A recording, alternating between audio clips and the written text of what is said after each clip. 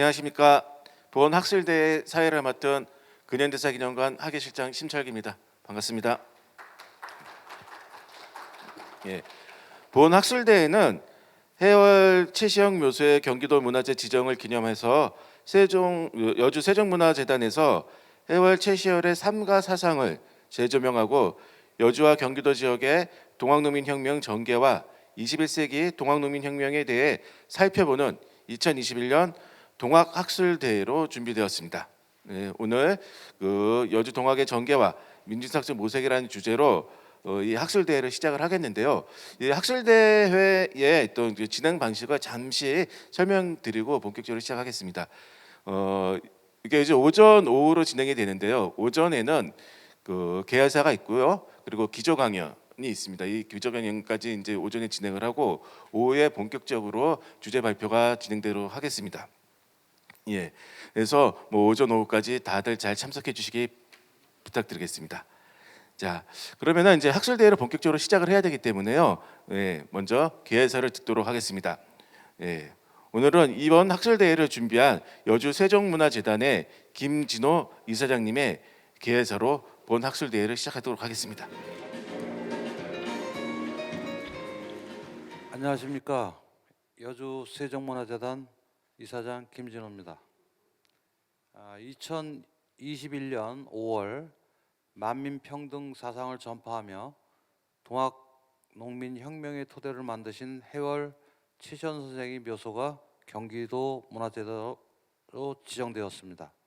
경기도 문화재 지정을 기념하며 오늘 여주심과 함께 지역의 역사와 현재를 살펴볼 수 있는 2021 동학학술대회를 개최할 수 있어 대단히 기쁘게 생각합니다. 아시다시피 해월 최시영 선생의 묘소는 1900년 현재 위치인 여주 금사면 주롱리 산으로 이장되었습니다. 이번 학술대회는 독립운동가의 스승이자 동학을 대중화시킨 해월 최시영의 삶과 생애를 조명하고 여주 동학농민혁명의 역사적 가치와 의의를 살펴보고자 합니다. 동학농민혁명의 이념과 사료를 새로운 시각으로 살펴보는 학술대를 통해 세대 간, 지역 간 격차 해소와 공동체적 회복에 기여하는 전환점이 되기를 기원합니다.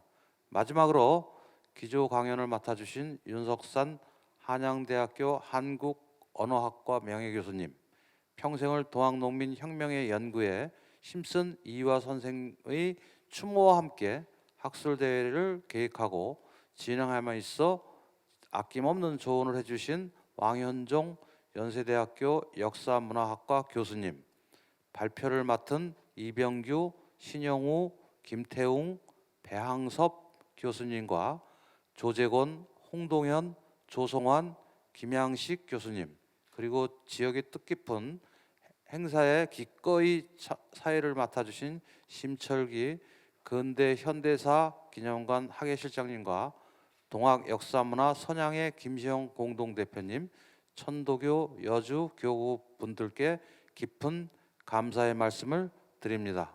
감사합니다. 예, 감사합니다. 김진호 이사님의 이제 인사 말씀으로 학술대회 문을 열었습니다. 그리고 오늘 학술대회를 맞이하여 이항진 여주시장님의 축하의 말씀이 있겠습니다.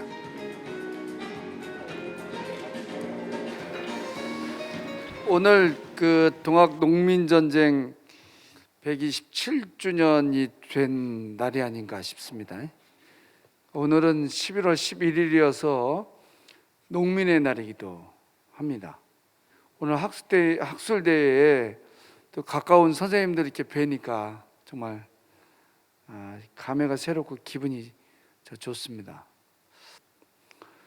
여주시의 지역에 대한 얘기 좀 말씀드리면, 여기 최시영 선생님도 여기 잠들어 계시고, 그래서 여기에 동학의 흔적과 그리고 항일의 흔적이 굉장히 많은데 그 자손들이 거의 안 남아 있어요.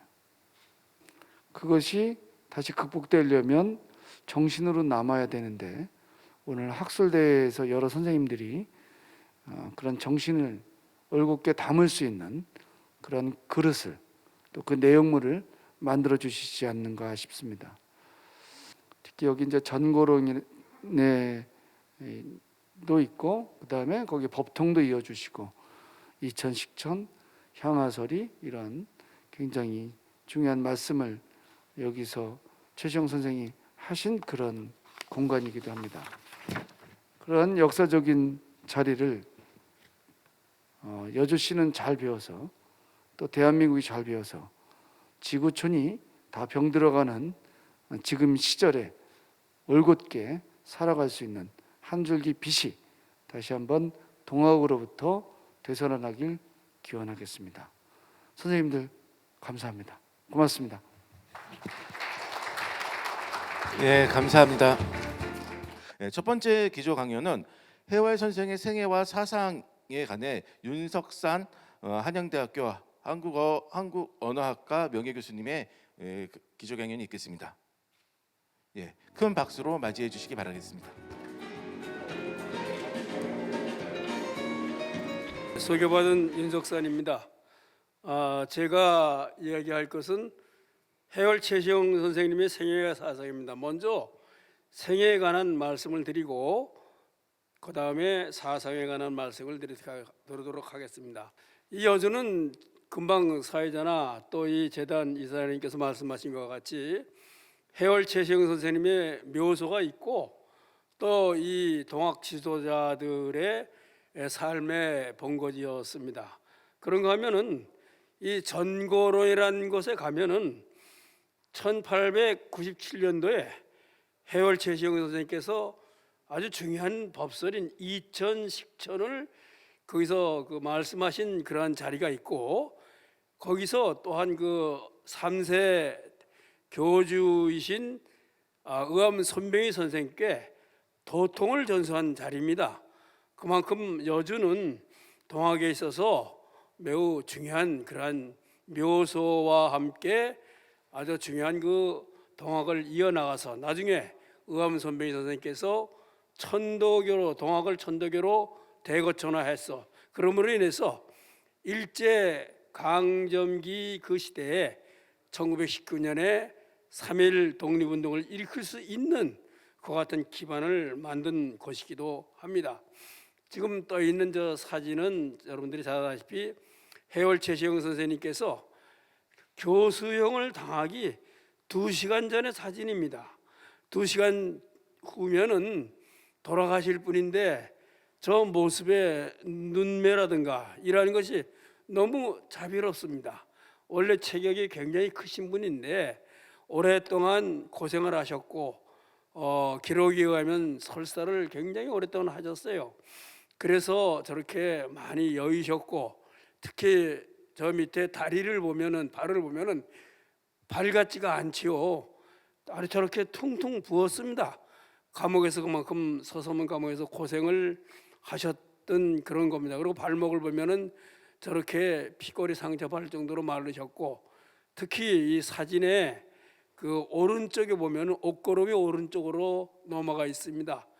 안기가 힘이 들어서 러시아 기자가 사진을 찍겠다 해서 모시고 나왔는데 안기가 힘이 들어서 뒤에 사람이 숨어서 붙들었다고 합니다. 그래서 옷구름이 한쪽으로 쏠렸어요. 그래서 저런 모습으로 찍혔습니다. 보면은 글자가 지금 잘 안 보입니다만은 처교죄인 즉 교수형에 처해야 될 죄인인 동학괴수 최시영이라는 글자가 보입니다. 그렇게 1898년 음력 6월 2일 날 교수형을 당하시고 그리고 지금 재단의 사장님 말씀하신 것 같이 이 광주 쪽에 한번 매장을 하셨다가 다시 여주로 모시고 와서 이 여주에 모셔놨던 겁니다. 이야기를 하도록 하겠습니다. 먼저 최시영 선생님의 생애는 소년기, 청년기, 그리고 동합 입도와 도통 전수기, 그다음 수은 최재우 선생님의 순도 이후에 피신의 시기 그리고 동학의 대사회적 활동 시기 이렇게 넷으로 나눌 수가 있겠습니다. 먼저 소년기와 청년기를 간단히 보도록 하겠습니다.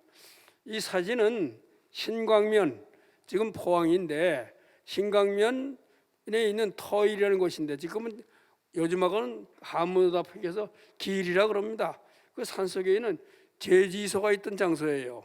해열 최시영 선생이 일찍이 부모를 여의고 머슴살이도 했고 제지소에 심부름꾼도 했고 바로 이 자리에서 심부름꾼을 했던 것으로 생각이 됩니다. 그런가 하면은 이 포항시에서 만들어 놓은 이 자리인데 여기가 최시영 선생이 살던 검곡이라는 곳입니다. 1시간 정도 산행을 해야 올라갈 수 있는 곳이고 지금은 사람이 살지 않아요. 화전민이나 살 수 있는 그와 같은 자리입니다. 이렇듯 당시로서는 최하위 계층의 내일의 희망을 볼 수 없는 그와 같은 삶을 사셨던 분입니다. 그런데 우리가 알기에 최시영 선생님께서는 일자무식, 즉 판무식이라고 얘기를 하는데 기록에 의하면은 최시영 선생과 같이 서당을 다녔던 기록이 나옵니다. 우리가 잘 아는 경주에 당시에 조선의 천재라고 얘기했던 범부 김정설 선생의 증언에 의하면은 그분의 그 할아버지가 최재우 선생과는 친구입니다. 그래서 소춘 김기전 선생이 인터뷰한 기록이 나오는데 신인간에 거기에 의하면은 해월 최시영 선생님께서 김정설 즉 범부 선생의 스승인 김계사 선생과 옥산 서원에서 같이 공부를 했다 그럽니다. 그런데 17살에 아버지가 돌아가세요. 그 전에 어머니가 돌아가시고 그러니까 계모 밑에서 아버지가 안 계신데 있을 수 없으니까 여동생을 데리고 나와서 머슴도 살고 또 이렇게 제지소에 심부름꾼도 하고 그렇게 살음으로써 더 공부를 할 수가 없었죠. 그러니까는 공부를 나름대로 어린 시절에 했기 때문에 우리가 알다시피 그렇게 판무식이 아니고 그저 한문을 뜯어 읽을 수 있고 웬만한 건 전부 읽을 수 있고 당시의 유학자들 한문을 공부하는 사람 같이 한문으로 문장을 짓는다거나 그런 정도가 안 됐기 때문에 무식하다는 말이 나온 거로 생각이 됩니다. 이 최시영 선생께서는 당시 그 검곡에 살 때에 동학에 입도를 합니다. 1861년으로 되는데 경기 용담에서 수은 선생이라는 분이 어떤 새로운 가르침을 편다는 소문을 듣고는 그 용담으로 찾아가서 동학에 입대를 해서 수은 선생의 제자가 됩니다. 이 최시영 선생의 법서 속에 이와 같은 말이 나와요. 독공이라는 법설인데 내가 젊었을 때에 생각하기를 옛날 성에는 뜻이 특별히 남들은 표준이 있으리라 하였더니 다시 말해서 성현이 되는 사람들은 특별한 사람이었다 이거죠. 뭐 학식이 높다거나 양반이라거나 뭐 지체가 높은 사람이라든가 이런데 한번 대선생을 배웠고 여수은 선생이죠. 마음 공부를 한 뒤부터는 비로소 별다른 사람이 아니요. 성인이 되는 건 별다른 사람이 아니다 이거. 다만 마음을 정하고 정치 못하는데 있는 줄 알았다. 하늘님 마음을 정하느냐 정치 못하느냐. 다시 말해서 당시에 내일의 희망을 갖지 못하고 있던 해월 최시영 선생으로부터는 어떻습니까? 나도 하늘의 마음을 회복해서 하늘 마음을 정하면 나도 성현의 삶을 살 수 있다라는 내일의 희망을 바로 이 수은 최재우 선생으로부터 받았어요. 그럼으로써 사실 우리가 희망을 갖는 것만큼이나 삶의 새로운 활력은 없습니다. 따라서 해월 선생은 바로 이 수은 선생으로부터 가르침을 받고 검곡과 그 용담은 산길로 가면 70리가 된다고 그래요. 지금은 이 국도로 따라다니면 100리가 넘습니다. 배운 것을 그대로 와서 수행을 하고 그럼으로써 어떤 그 당시 지체도 높지 못하고 가진 돈도 없고 학식도 높지 못한데 수은 선생에게는 지체가 있고 학식도 있고 돈도 있는 제자들이 많이 있었습니다만 해월 선생에게 수은 선생이 도통을 전수해 줍니다. 다시 말해서 당시의 기준이었던 지체나 학식이나 사회적 어떤 관념이 중요한 것이 아니라 얼만큼 훌륭한 마음 공부를 했느냐 하는 것이 바로 도통을 전수해 줄 수 있었던 기준이 되는 거죠. 도통을 전수받고, 그리고 수훈 선생은 1863년 12월 10일 날 조선조 조정에서 파견한 선전관에 의해서 체포가 됩니다마는 그래서 사형을 당합니다. 사형을 당하는데 그때 동학의 뿌리를 뽑기 위해서 5사람을 거론해서 집중적으로 잡아들이라 하는 명령을 내립니다. 그때 그 명단 중에 최경오라는 사람이 있어요. 이 경오라는 경오가 최시영 선생의 자입니다. 그래서 바로 이 최시영 선생을 잡아들이라 그래서 도망을 해서 우리가 아다시피 태백산맥과 서백산맥이 어우러지는 경상도, 강원도, 충청도 산골을 전전하면서 피신의 삶을 살게 됩니다. 해월선의 순대우의 피신 시기를 나올 수 있는데, 바로 이것은 들어가서 수련을 하던 정선에 있는 태백산에 적점이 있던 그 자리고, 이것은 이 필제의 난과 연루에 대해서 피신을 해서 숨어있던 영월직동이라는 산골 마을의 풍경입니다. 이렇듯이 해월 선생님 관으로부터 3번의 집중적인 지명수배를 받습니다. 첫 번째는 바로 이 수훈 선생의 사형 이후에 지명수배를 받고, 두 번째는 그 경상북도 영양에 들어가서 7년을 은거하면서 동학의 조직을 다시 재건을 하려는 노력을 합니다. 그런데 이 빌제와 연계가 됨으로 인해서 다시 관의 침입을 관을 피해서 아까 말한 영월로 들어가게 되고, 그로서 지명수배를 받습니다. 세 번째는 우리가 알고 있는 동학혁명의 괴수로서의 지명수배를 받는 3번에 걸쳐서 집중적인 지명수배를 받습니다.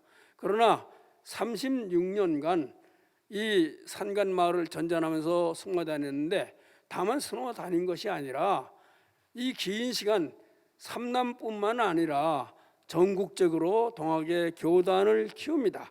바로 이 동학의 교단을 키우고 한 것은 다른 것이 아니라 해월 선생이 어떤 가르침의 말씀을 폈고, 그 가르침의 말씀이 당시의 민중들에게 내일의 삶에 희망을 줄 수 있었기 때문에 사람들이 모아들이기 시작을 했던 겁니다. 그러므로써 이 충청도와 강원도 산 속에 숨어서 가르침을 펴므로써 어떤 교세를 키워나갔고, 그런 교세를 키워나간 것만이 아니라 수행을 통해서 어떤 그 신앙적 결석을 했고, 종교적 교의를 만들어서 그러한 것을 좀 더 집중화시켰고, 나아가서는 동경대전과 용담사는 경전을 판각해 내므로 인해서 어떤 사람들에게 신념을 심어줄 수 있는 그러한 길을 마련했던 거죠. 그럼으로써 이 조직이 더 커지고 전국적으로 펼쳐질 수가 있었던 것이라고 생각이 됩니다. 바로 이렇듯 펼침으로 인해서 이것이 우리가 알고 있는 호남 지역에서의 동학혁명이 일어날 수 있었던 근거를 마련한 것이다 라고 생각이 됩니다. 이러한 결과 당시 조정으로부터 그 선생님의 억울한 죽음을 신원하고자 하는 교조 신원 운동을 펼쳤고, 과거 동학혁명을 주도하는 그러한 세력으로 교단을 성령시켰습니다. 그래서 동학은 더 이상 산간에 숨어 지내는 무리가 아니라 세상을 향해서 당당히 자신의 주장을 펴는 그러한 교단으로 발돋움을 하게 됩니다.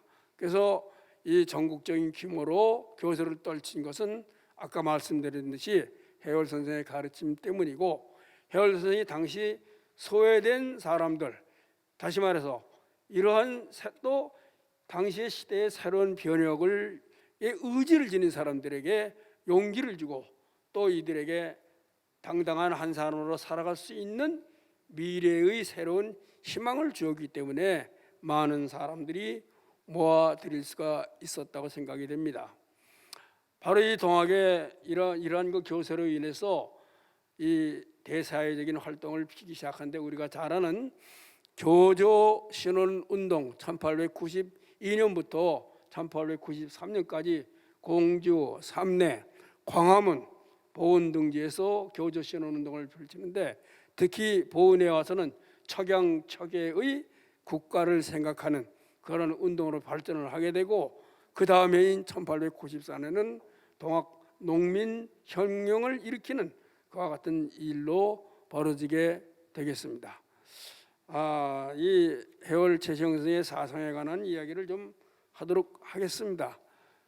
해월 선생님의 이 가르침은 그 스승인 수훈 최재우 선생의 시천주를 바탕으로 하고 있어요. 해월 최시영 선생이나 의엄선배 선생이 시천주에서 한 발자국도 더 나가질 않습니다. 이 시천주는 우리가 말 그대로 하늘님을 모시고 있다는 겁니다. 나라는 존재는 어떻습니까? 유한적인 존재인데 하늘님은 무궁한 존재예요. 하늘님을 모셨다는 것은 나라는 이 존재가 즉 나만 아니라 삼나 만상이 이 무궁한 우주의 영에 그 뿌리를 대고 있으며 나라는 개체이며 동시에 우주라는 무궁한 존재에 동일하다는 그러한 그 깨달음에서부터 비롯되는 겁니다. 따라서 이와 같은 그럼으로써 무궁한 존재인 하늘님을 내가 모셨음을 자각함으로 인해서 나라는 개체이며 동시에 내가 무궁하다는 것을 깨닫는 것이 시천주라는 가르침이 되겠습니다. 이 시천주를 바탕으로 해서 그러니까 나만 하늘님을 모신 것이 아니라 세상의 모든 사람 역시 하늘님을 모셨기 때문에 그렇기 때문에 그 다른 사람 역시 하늘님 같이 섬겨야 된다는 사인여천의 가르침을 해월 선생이 펴니다. 이 사인여천의 이 가르침은 오늘 이 현대사회에서 가장 부족한 상대에 대한 어떤 그 존중과 배려의 그러한 그 마음이 담겨져 있습니다. 오늘 우리가 이 사회에서 갈등을 빚고 있는 것, 또 이 사람만이 아니라 만물과의 관계에서도 이 만물을 훼손하고 또 이러한 그 피폐한 삶을 살고 있는 것은 그러한 그 상대에 대한 존중과 배려가 부족했기 때문에 그런 겁니다. 사인에서는 그런 것이고 이것이 발전하다 보면은 삼경사상으로 발전을 하게 되고 이천식천 바로 이 여주에서 전고련에서 설법을 하셨다는 그 이천식천의 가르침으로 발전을 하게 됩니다. 그래서 이런 제가 몇 가지만 얘기를 드렸습니다만은 이러한 가르침은 당시 새로운 차원의 세상, 다시 말해서 나라는 개인에 갇혀 있는 것이 아니라 나와 너라는 더불어 살 수 있는 새로운 차원의 세상으로 나아갈 수 있는 그와 같은 통로로 발전을 하게 되겠습니다. 바로 이천식천이라는 이 가르침은 어떠한 것인가? 다시 말해서 수훈 최재우 선생이 시천주라는 가르침을 가르쳐 내놨습니다만은 사람만이 하늘을 모신 것이 아니라 시천주는 내유신령 외유기하입니다. 내유신령과 외유기하는 사람에게만 작용을 하는 것이 아니라 만물 모두에게 작용을 하는 것이기 때문에 이 시천주는 모든 만물이 하늘님을 모셨다는 말씀하고 그대로 통하는 말입니다. 사람만 하늘님을 모셨는데 해월 때 와가지고 해월성 때 와가지고 만물이 하늘님을 모셨다고 바꾼 것이 아닙니다. 내유신령 외유기하는 저 풀잎이 하나 생겨날 때도 내유신령 외유기하고 돌멩이 하나 생길 때도 내유신령 외유기입니다. 따라서 만물이 모두 모셨죠. 특히 그 인제에 가서 해월 선생이 뭐라고 말씀하셨냐면 저 우는 새소리도 시천주니라 이런 말씀을 하게 됩니다. 그래서 이 시천주를 바탕으로 해서 만물이 모두 하늘을 모셨기 때문에 바로 내가 먹는 밥이나 내가 먹는 음식이나 내가 먹는 뭣도 모두 하늘님 모셨기 때문에 내가 하늘님이며 바로 이 만물도 하늘님이니까 하늘님이 하늘님을 먹는다는 이천식천의 가르침을 펼칩니다. 그런데 바로 오늘의 이 생태 환경의 문제가 20세기 후반부터 이 인류의 모두 가장 중요한 과제로 떠오릅니다. 그때의 번박하게 말씀을 드려서 중요한 것은 뭐냐?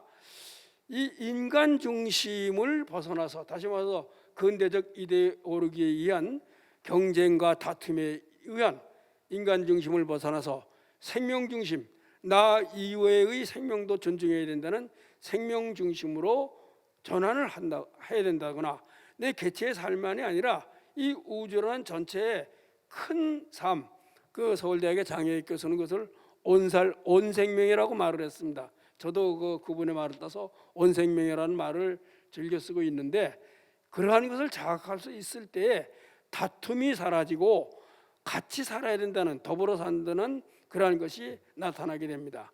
바로 이 이천식천은 바로 이와 같은 인간 중심에서 생명 중심으로, 또 이 생명 근원에 대한 인식을 온생명으로 바꾸는 그와 같은 가르침으로 바뀌게 되겠습니다. 이천식천에 대한 법서를 펼칩니다만은, 법서를 제가 여기서는 시간이 그래서 읽지는 못합니다만은 그런 얘기를 조금 해볼 필요가 있다고 저는 생각을 합니다. 특히 이 이천식천에서 해월 선생은 뭐라고 하냐면, 이것은 인간의 편견으로 본다면 이 말이 성립이 안 되지만 이 전일적인 그러한 그 말로서 생각해서 본다면 성립이 될 수 있다. 바로 이것은 동학의 우주관과의 관계가 있다고 저는 생각을 합니다. 동학의 우주는 살아있는 생명으로 바라다보고 있습니다. 그래서 모든 삼라만상이 이 우주를 차고 있는, 이 가득 차 있는 하늘님의 기운인 지기에 뿌리를 내리고 있기 때문에 모든 존재가 동일하다는 것이죠. 같다는 거죠. 그래서 지기로 가득 차 있는 무궁한 울, 바로 이게 동학의 우주라는 것입니다. 따라서 이 지기라는 것은 하늘님의 기운인데, 바로 이것은 삼라만상 모두를 간섭하지 아니하는 게 없어요. 무사불섭이라 그랬어요. 간섭하지 아니한다는 것은 화생하게 하고 화육하게 하고 살아가게 하고 이러한 것을 모두 간섭을 한다는 것이죠. 그런가 하면은 무사불명, 명을 부여하지 않는 게 없어요. 너는 풀로 살아가라, 너는 토끼로 살아가라, 너는 개미로 살아가라, 너는 윤석상이라는 사람으로 살아가라 하고 명을 부여해 주는 것이죠. 그렇지, 무사불석 무사불명이 바로 이 지기의 하늘님 작용이라는 것이죠. 이 지기가, 이 우주는 가득 차 있기 때문에 그것을 해월 선생은 뭐라고 하냐면, 천지는 한 기운 덩어리다. 천지 일기괴하라 그랬어요. 그런 거면 천지는 일기원이라, 하늘 기운의 울타리다 그랬어요. 그래서 이 우주간에 충만한 그러한 그 도시 혼원지 일기를, 모든 이 혼원의 일기를 한 발자국도 감히 그렇게 경솔하게 디딜 수가 없다라고 이야기를 합니다. 바로 이와 같은 그 우주관을 가지고 있기 때문에 바로 이 해월 선생은 우주를 인심의 편견이 아닌 전적 하나의 커다란 생명체로 바라다 볼 수 있을 때에 이 전식천의 말씀이 성립이 될 수 있다고 이야기를 하고 있습니다. 그래서 이 식천의 가르침의 핵심이 되는 것은 이질적 기여와 동질적 기여라고 말을 합니다. 서로 이렇게 먹고 먹히는 것은 이질적 기여라고 하죠. 그런가 하면 동질적 기여는 비가 내리고 햇살이 내려서 만물이 자라가게 하는 것을 동질적 기여라고 그래요. 근데 모든 만물은 이질적 기여와 동질적 기여를 동시에 하고 있습니다. 제가 아침에 밥을 먹고 국을 먹고 김치를 먹고 이런 이질적 기여를 통해서 내가 생명을 유지합니다. 그러나 이질적 기여만 통해서 생명을 유지합니까? 비도 내리고 햇살도 내리고 이슬도 내리고 적절한 온도를 주고 이름으로써 내가 이 생명을 유지하는 거죠. 나뿐입니까? 모든 것은 그렇죠. 즉 이질적 기여와 동질적 기여를 동시에 함으로써 이 우주 자체가 살아있는 생명으로서 서로 더불어 살아간다는 거죠. 바로 이것을 깨닫게 된다면은 내가 홀로 잘나서 살아가는 것이 아니라 만물과 더불어 살 수 있을 때 내 삶이 온전히 살아갈 수 있다는 그러한 것이 되는 거죠. 따라서 이 이천식천에는 오늘날 우리가 가장 우려하고 있는 생태와 생명의 문제가 담겨져 있다고 저는 생각을 합니다. 바로 이러한 것은 다시 말해서, 그래서 인간만이 이 지상서 홀로 존귀하다는 인간 존엄주의는 동학에서 해월 선생의 가르침에서는 사라집니다. 그래서 이 경천만이 아니라 또 신만 존경하는 것이 아니라 사람만 존경하는 것이 아니라 경물의 경제까지 가게 됩니다. 그래서 경천, 경인, 경물의 삼경사상이 나온다고 생각이 됩니다. 특히 경천과 이 경인에 관해서는 많은 앞에 분들이 말씀했습니다만 경물에 관해서는 특히 해월 선생이 이야기를 하게 되는데 이것은 도덕의 극치를 이루는 일이고 천지기와의 합의를 할 수 있는 길이라고 말씀을 합니다. 이게 좀 어려운 말이겠습니다만은 경물은 다만 사물을 아끼고 보존한다는 의미가 결코 아닙니다. 모든 만물의 그 내용 안에는 하느님의 이치와 도가 담겨져 있다는 거예요. 그래서 인간이 자신의 이기적 욕망에 의해서 만물을 쓰는 것이 아니라 하느님의 이법에 의해서 그 만물을 쓰는 것이 그것이 바로 경물하는 길이라는 겁니다.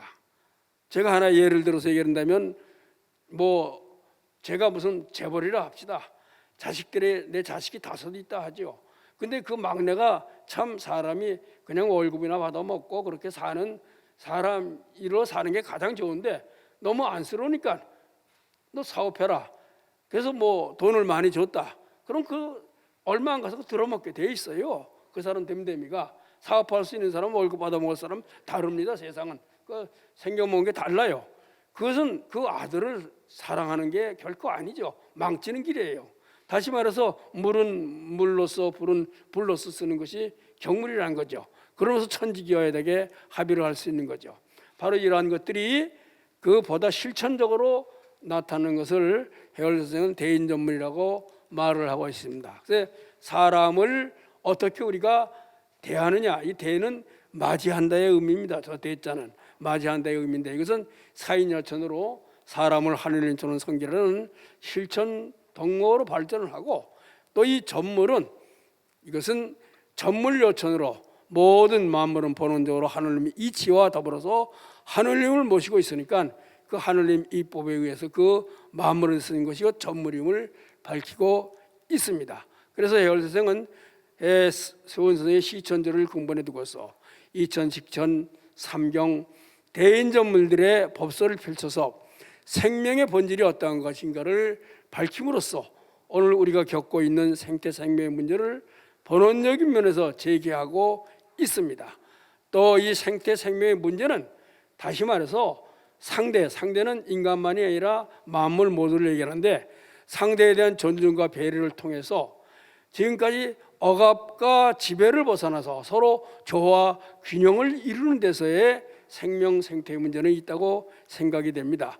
지금까지 삶이라는 것이 성이 속을 또 신이 인간이 자연을 그렇게 지배하고 억압하는 그와 같은 구도였다면은 이것은 지금까지 인류를 지배해온 이와 같은 관념을 무너뜨리고 성과 속이 인간과 신과 인간이 또 인간과 자연이 유기적인 관계를 지니고 조화 균형을 이루는 데에 해열 선생의 가르침에 본의가 있다고 생각이 됩니다. 해열 선생의 가르침의 의미는 어떤 것인가 끝으로 보겠습니다.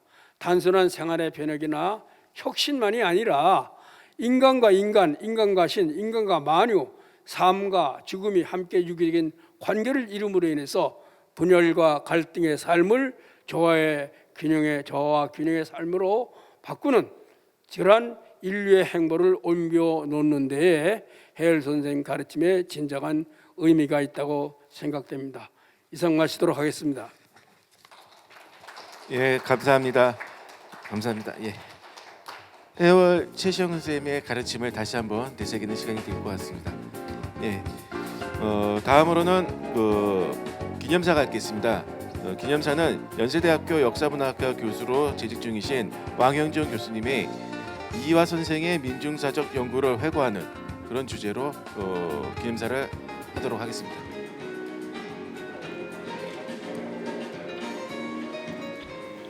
이화 선생님의 민중사 연구를 회고하며 1894년 동학농민 전쟁 연구와 실천을 중심으로 기념사를 하겠습니다. 추모사이라고 볼 수 있습니다. 아래로부터의 역사, 민중사의 정립과 역사의 대중화에 헌신해온 역사학자 이화 선생이 돌아가신 지도 1년 반이 흘렀습니다. 선생은 2020년 3월 18일 오전 11시경 향년 84세를 일기로 별세하셨습니다. 이 글은 지난 선생의 삶을 추억하고 그의 동학농민전쟁을 통한 연구의 기여와 사회적 실천의 궤적을 되짚어보는 글입니다. 첫 번째, 역사 연구의 출발점 허균의 생각에서부터. 이화 선생은 1970년대부터 민족문화추진회 등 학술단체와 동학농민혁명기념재단 등 역사 관련 시민단체에서 활동하면서 학술 연구와 실천운동의 양측면을 공히 매진해 왔습니다.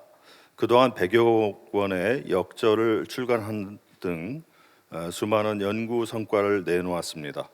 사회적 실천에도 항상 앞장서서 한반도의 평화와 민주, 인권의 가치를 드높이고 동학농민전쟁 복원과 역사 정의의 실현에도 몸소 참여해 오셨습니다. 선생은 73년 유신 정권에 대한 저항 의식을 표출한 허균과 개혁 사상을 발표하며 역사학자로서의 의미 있는 첫걸음을 내디뎠다고 합니다. 그 얘기를 잠깐 인용해 보면 역사 속의 한 시대를 살면서 그 시대가 지녔던 모순과 부조리에 괴로워하고 저항하는 대신에 평범하게 순정과 타협의 길을 걸어왔던 사람에게 우리는 아무런 감흥도 느끼지 못한다. 불순한 근거에 따라 잘못 내려진 평가는 객관적인 사실 바탕으로 하여 바로 잡는 것이 오늘을 사는 사람의 사명일 것이다. 이렇게 서문을 써 내려가셨습니다. 70년대 한국사 관련 글을 꾸준히 쓰면서 80년대에는 역사문제연구소를 세우고 활동하셨고 활발한 대외 활동과 연구의 지평을 넓혀갔습니다. 우리 역사에서 가장 주요한 주제가 되는 민족사와 민중사의 연구와 표현에 충실하려고 힘을 쏟았고 선생은 글쓰기의 방법에도 주력을 하셨습니다. 그래서 역사를 쉽고 재미있게 풀어 쓰려고 노력했습니다. 그의 오랜 글쓰기의 노력으로 인하여 우리 역사에 관심을 갖고 즐겁게 읽어주는 많은 독자를 탄생시켰고 그래서 역사 대중화에 공헌했다는 평가를 받았습니다. 두 번째, 동학농민 전쟁의 몰입, 각종 기념 사업회를 이끌다. 선생은 역사문제연구소에 동참하며 반봉건 반외를 외친 동학농민 전쟁의 바른 인식을 제고시키는 작업을 벌였습니다. 선생은 동학농민 전쟁 100주년 기념 사업을 추진하는 선봉장을 맡으셨고 역사문제연구소에서 동학농민 전쟁 100주년 기념 사업회 사업추진위원회를 발족시켰습니다. 이때 선생은 당시 갑오농민 전쟁인가 동학난, 동학농민 운동인가를 두고 명칭 논란이 있었을 때 동학의 의미를 강조했습니다. 동학농민군의 성격을 재정립하다라는 논제로 선생은 백추의 전사를 다음과 같이 이야기하고 싶어 했습니다. 마침 동학이 발생해 양반과 상놈을 가리지 않고 인간 평등을 외치며 외국 세력에 대한 저항감을 드러내면서 새로운 세상 곧 개벽을 내걸었다. 그 뒤 일본군의 탄압으로 수많은 농민군이 죽임을 당했고 또 농민군들은 숨어 살아야 했다. 동학이라는 대규모 민중 봉기가 전국에 일어났었다는 사실조차 공개적으로 말할 수 없었다. 이런 내용으로 그의 자서전에 나오는 부분을 제가 인용을 했습니다. 90년대 당시 선생은 기존 강단에 있던 근대사 교수, 연구자들의 동학농민 전쟁의 문제점을 질타하기도 했습니다. 초점은 당시 원사료의 제목이나 주요 개념을 제대로 읽을 수 없었던 많은 학자들의 사실의 오류와 해석 문제를 지적하셨습니다. 또한 동학을 주제로 다룬 시, 소설, 나아가 영화에 대한 비평도 하셨습니다.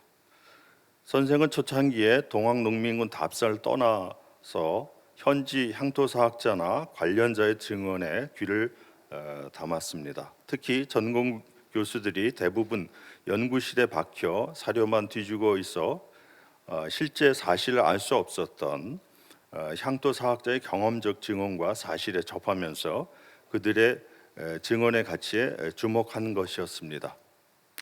이런 성과로 선생은 1993년 2월부터 30회에 걸쳐 농민전쟁 관련 인물 30명을 골라 한겨레 신문에 단독 집필로 연재하셨습니다.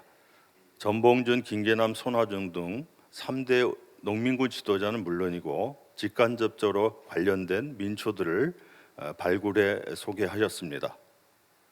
또한 94년 12월 말에는 다시 피는 녹두꽃과 전봉준과 그의 동지들이라는 증언록이 세상에 나오기도 했습니다. 세 번째, 선생과 함께한 100주년 기념 사업은 또 다른 시작이었다. 93년 12월에 동학농민 전쟁 100주년 기념 사업 단체 협의회 동단협이 출범하였습니다. 이러한 그 사업을 통해서 농민군의 명예회복을 위한 사업은 2004년 동학농민혁명 참여자 명예회복을 위한 특별법 제정으로 규결되었고, 이 특별법에는 보상 규정은 없었으나 농민군의 역적이라는 누명을 국가에서 공식적으로 벗기고 또 110년 만에 명예를 회복하게 되었습니다. 또한 2004년 11월에 유족과 각계 인사를 중심으로 기금을 모아 동학농민혁명 기념재단을 출범하게 되었고 초대 이사장으로 이화 선생이 선임되셨습니다. 그는 2014년 동학농민혁명 120주년을 맞이한 한 학술 대회에서 이렇게 질문을 했습니다. 120주년의 의미는 무엇일까? 오늘의 국제학술대회에서 시대정신에 맞게 새로운 의미를 부여해 분단 구조 등 민족 모순을 청산하고 진정한 평등과 자주를 실천하는 과제를 안고 인권을 보장하는 토론장이 되어야 할 것이다 라는 말씀을 하셨습니다. 마지막 부분입니다. 넷째, 선생이 남긴 과제, 이제는 우리가 풀어야 한다. 이화 선생은 2007년 봄부터 전봉준 장군 동상 건립위원회를 만들었고 마침내 2018년 4월 동상을 세웠습니다. 선생은 그 해에 촛불이 동학농민혁명으로부터 시작돼 3.1운동, 4.19 혁명, 5.18 민주화운동, 6월 항쟁을 거치면서 이어졌다고 하시면서 근대 한국사의 5대 혁명이라는 개념을 강조했습니다. 선생의 여러 가지 업적 중에서 미해결의 과제는 동학농민혁명 기념물을 유네스코 세계문화유산으로 남기는 일이 있습니다. 올해에도 등재 추천이 이루어지고 있지 않습니다. 또한 그가 꿈꿨던 역사 대중화와 민중적 실천은 아직 마무리되지 않은 부분이 많습니다. 지난 동학농민전쟁 100주년 기념 사업에서 마지막으로 꿈꾸었던 남과 북이 함께 어우러지는 민족 화해와 교류도 제대로 결실을 맺지 못하고 있는 형편입니다. 이화 선생은 흔히 불의의 한과는 동학농민군을 닮았다고 합니다. 그는 세상에 타협해서 살지 않았습니다. 한국 사회의 독재와 학계의 학벌과 지벌, 불평등한 사회를 타파하고 모든 사람들이 평등한 대동사회를 꿈꾸었습니다. 그처럼 우리 역사를 꿰뚫고 대저작의 한국사 전체계를 완성한 사람은 한국에서 전무후무합니다. 그래서 선생은 광야로 나가 현장의 연구와 사회적 실천을 통해 불의에 타협하지 않고 저항해 나간 참승이었다고 생각합니다. 21세기에 발견할 수 없는 참 선비였으며 그분처럼 진솔하고 솔직한 이가 없는 그야말로 진정한 참 인간이었다고 생각합니다. 그가 광야에서 외쳤던 민중사학은 오늘날에도 우리에게 떨림을 줍니다. 현재에도 고통받고 있는 한반도의 빈민, 농민, 노동자 등 민중의 삶이 함께 해결해야 하는 요원한 과제를 남기고 있기 때문입니다. 그러한 과제가 그렇다 하더라도 우리가 지금 그가 앞서 나간 길을 따라 나아간다면 그가 허허 웃으며 다가올 그의 모습을 보게 될 것입니다. 그렇게 하여 우리는 그의 뜻을 기려야 합니다. 이상으로 짧게 삼각 고인의 명복을 빌면서 이화 선생의 추모의 글을 마치겠습니다. 감사합니다. 예, 감사합니다. 동학농민운동, 동학농민혁명 연구에 일생을 바치신 이하 선생님에 대한 추모의 글이었다고 생각이 듭니다. 이것으로써 오전 순서를 다 마치도록 하겠습니다.